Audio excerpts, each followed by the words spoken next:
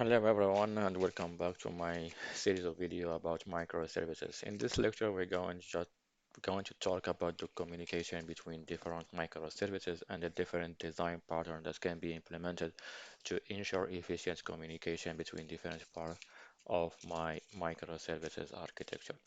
So let's start by the use case. The first use case that we can have that we are have front-end application, back-end application with different microservices.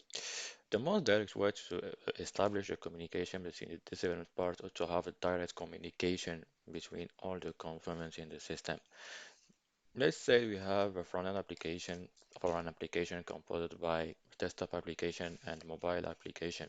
In the meantime, we have three different microservices can be order, payment, and shipment microservices.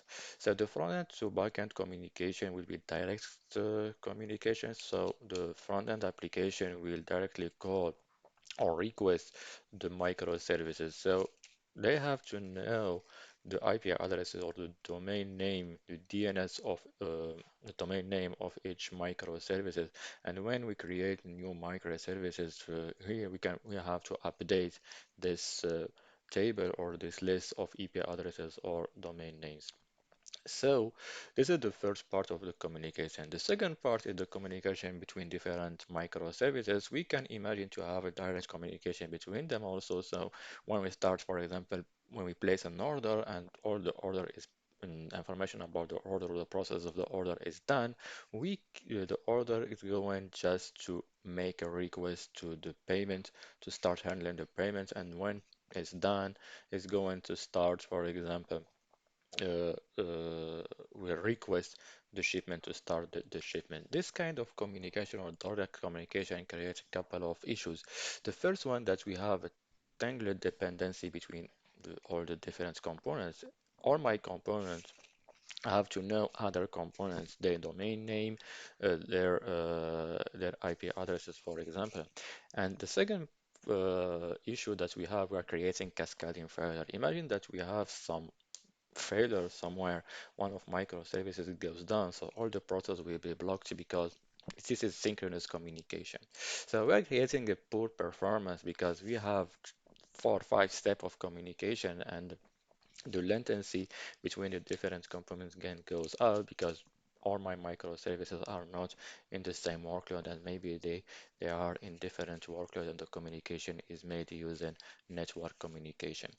And the second, this can create cascading failure, poor performance, but also misplaced boundaries, and we are not anymore respecting the bounded context because we don't care only of the microservices does not care of this part of the job, but microservices knows that when his part of the job is done, and he needs to start another part of the job in another microservices. So all my microservices know each other. And here we are in some what I've called the distributed monolith because everyone knows other part of the component, and we are just creating a messy communication between different components of the system. So to resolve this problem when we start in the communication between different components in the microservice architecture, there are some design pattern in the industry, and the most commons are the use of the API gateway as a middleware between the front end and the microservice. So the API gateway will be the single entry point for my front end application. All my front end application have just they have the single entry point. So they have the single entry point when we want to communicate when the backend side. So the API gateway responsibility will be to route the request to the adequate microservices, and can also has some other responsibility, like for example the verification of the identity of the request caller. Can other responsibility like API rating and other stuff. So this is for communication between the front end and the microservices side, but also when we have for the communication between microservices, we can implement some asynchronous communication using event bus by implementing the PubSub design pattern. This PubSub design pattern is kind of the stuff when The microservices is finished as part of the job. We will just publish this information. We said my part of the job is done for the ID, for example, and it can share the information for other microservices. And the microservices who is interested to this event will catch this event, get the data from the event, and start the second part of the process, for example. So basically, when we have communication, in microservice architecture, there are different, we combine different type of communication, synchronous and asynchronous. So the synchronous part of the communication is from front end, back end, and when talking about back end, that will be microservices and its database. So in this synchronous communication, usually we have our API gateway or the BFF can call this a business for backend for frontend, and this going just to route the request for the microservice, and after that the microservice is going to execute a query to the database. The most important point here to ensure that the performance is acceptable because we have a synchronous communication between different parts of this system, and usually there are three steps in the system: the BFF, the microservice, and the database. We don't need to add another step in our synchronous communication. So this synchronous communication or vertical communication from front end to the backend system should implement a standard in the industry. And the most common standard used is HTTP. But everybody uses HTTP, and we might know about HTTP. Is the industry standard. Is easily used by any programming language. You can implement it in the most common or most known programming language. So it used some standard error code or error or response code, the 200 family, the 400 family, and the 500 family. Use some caching. They can improve the performance in the front end side. We can use some proxies to route information between different parts of the system.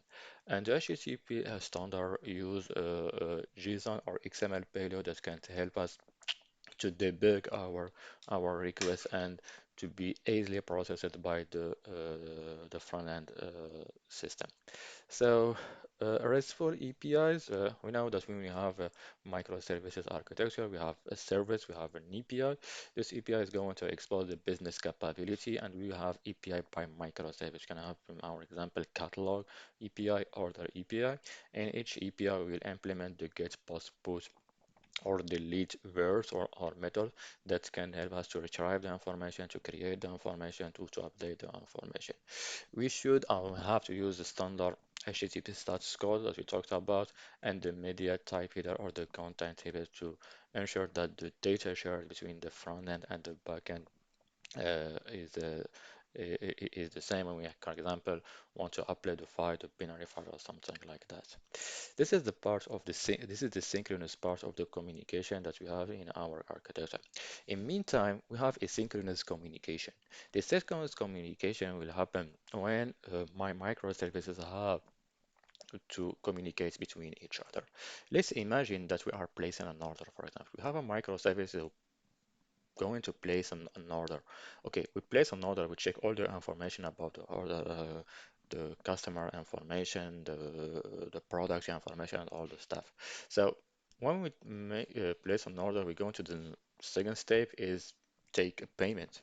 So to take payment services, we go, "Hey, I placed an order. We're going to make a call or to request to the order to place order service to say, okay, I placed an order. We get to not to the second step, order additional stock. The order additional will inform the system about the change of the status that I'm awaiting with the stock and so on for the shipment microservices. This kind of communication can be implemented using webhook. So webhook is a lightweight API that powers one-way data sharing triggered by event. It's an API that will be implemented by the client side of the client, the producer of the event. And when, for example, here we place an order, someone is placing an order, he will get message and from status code to that the information is accepted, it doesn't mean it's handled. So accepted, the job will happen behind the scene or asynchronously, and when it's done, we're going to make a callback, the webhook callback to the customer or to the client to say, your job is done, we made an order, we placed an order, we get the payment and all the stuff. So webhook callback design pattern is basically used when we have a client to when we have a we have a system to system communication. So we can use this kind of technology of design pattern to share information between different parts. But the most common way in microservice architecture and the most correct way in the market is to communicate using messaging system. As I said in the previous slide, the messaging system means we have a middleware. This middleware is kind of the of broker. This broker will be used by the publisher when going to publish an information. When, for example, I make an order, I'm going to publish an information. So I made an order 1, 2, 3, 4 with all the information related to the order, and payment microservice will get this information and start the payment process. One thing is very important that it's the payment microservices or my consumer microservices can scale out very efficiently. Even if we have multiple instances of the same microservices, there are some technology or some technique that can ensure that the payments will be handled only by one instance of the microservice. So we can scale our consumer microservice and improve the performance of microservice. In this use case, for example, payment 1, 2, 3 will be handled by this instance of microservice. Another payments will be handled by another microservice, and so on. I have just to make sure between command and event. Those two type of messaging is a little bit similar, and it can seem the same thing, but there are some difference. When I'm talking about command, it says do this please or do this with or without please. We post a command, for example, when we start a shipment or the shipment is out of delivery, so we are going to send an email. Talk to, for example, to make a command to some microservice, to specific microservice to say, oh, microservice email, send an email. This is the command. So the publisher knows about the consumer of the event, is going to make a request to to my email microservice to send an email. Another way or another concepts is the events. Events is very different. When your shipment finishes part of the job, you said, I finished my part of job. This is the information that I want to share with the people. And he doesn't know about email microservices or SMS microservices or some stuff. He just to share this information with the data related to to this information. And all the microservices interested on this part of information will catch the event and start the processing. For example, we'll catch the event send an email, we'll catch the events update the stock, we'll catch the events, for example, we just to calculate the fee of the shipments or all the stuff. This is very important, and this is when we talk about the event-driven architecture. We are reacting to the events. We are not making a command, we are not making the request call. We are reacting to some event. My microservices are reacting to some event. Those services can be HTTP requests and can be subscribing to some brokers. So, what's it very important also in when we have communication between communication partner or communication between different parts of the microservice architecture is the resilience of the system. So, resilience of systems is to accept transient error. We can have some temporary error in any part of the system. It means that even if, for example, my shipment microservice is down, I'm not going to block the business process. I'm not going to enter end user experience. I will, for example, handle the payments, place an order, and publish the event to say the order has been placed, the payment has been taken. So the shipment is not here. We need to handle the shipment. We don't start the shipment. At once it goes up, it will catch up. We get information from this middleware and start the processing. So maybe in my architecture, I can have some transient error due to the performance issue, due to some problem.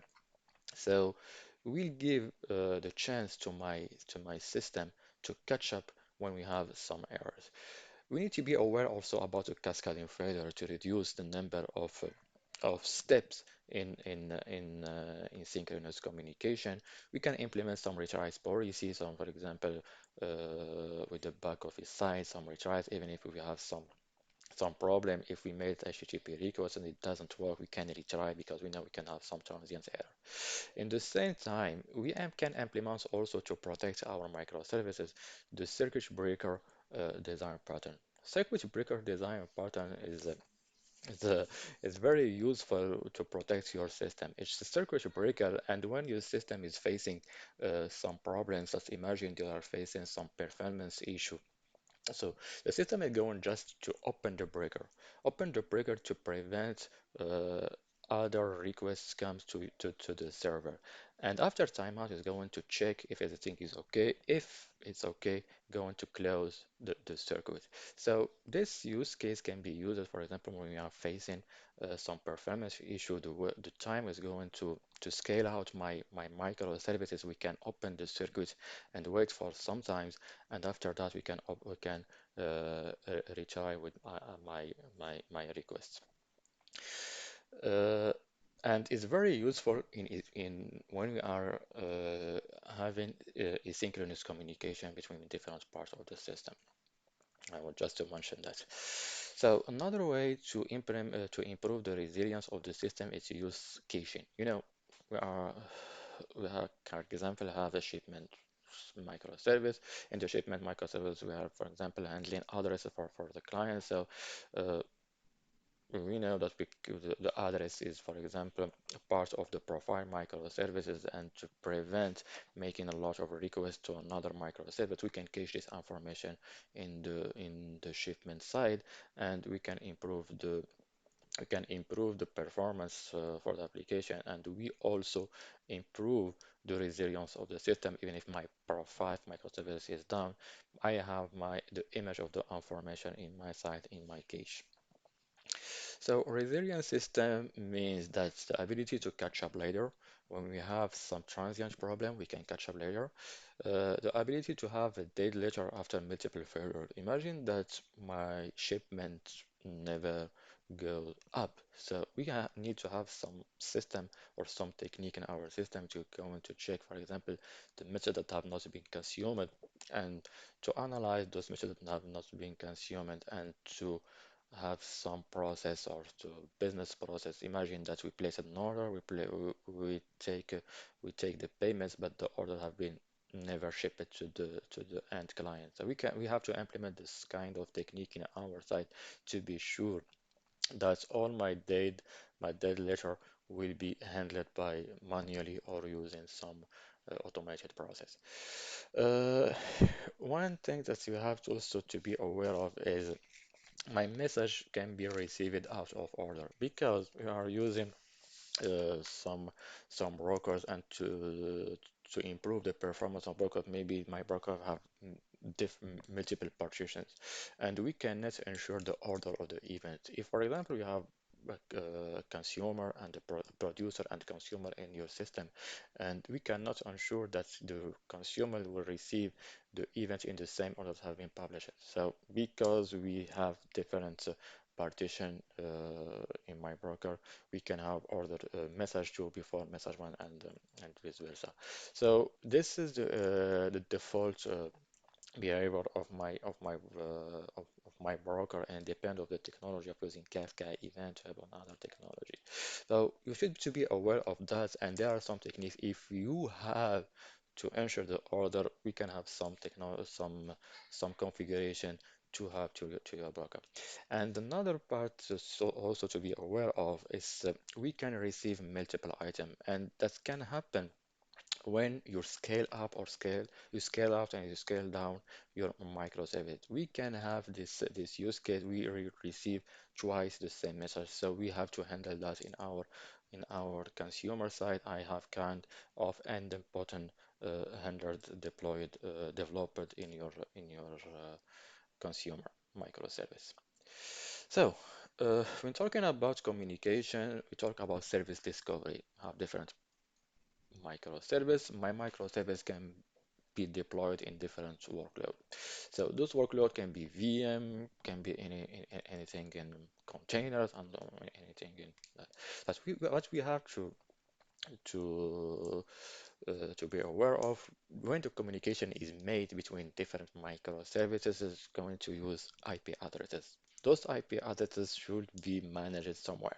That should be managed in service registry. We should manage that uh, order microservice is deployed, for example, in VM1 and VM3, and payment microservices is deployed in VM1, 2, and 3, and the catalog microservice is deployed in VM2, for example.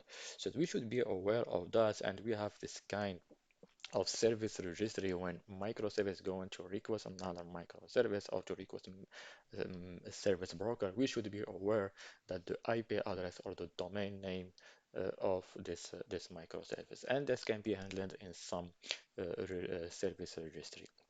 So service registry can also automated by using some service discovery alternative instead of using IP addresses or tracking the IP address of my different workload. We can track the service the DNS of this stuff, and here we can have some future from a hosting provider, like for example, PaaS. You can have a DNS entry per microservice. We can have auto configuration of load balancer instead of exposing the IP address. We can export the domain name of the instance we are we are going to expose the IP address or the domain name of the load balancer. In the same time, we have some orchestrator they can manage all this stuff. For example, Kubernetes, they have built-in DNS and they can route. And the routing can be handled automatically using service API object from Kubernetes, for example. So thank you. We'll see you in the next chapter.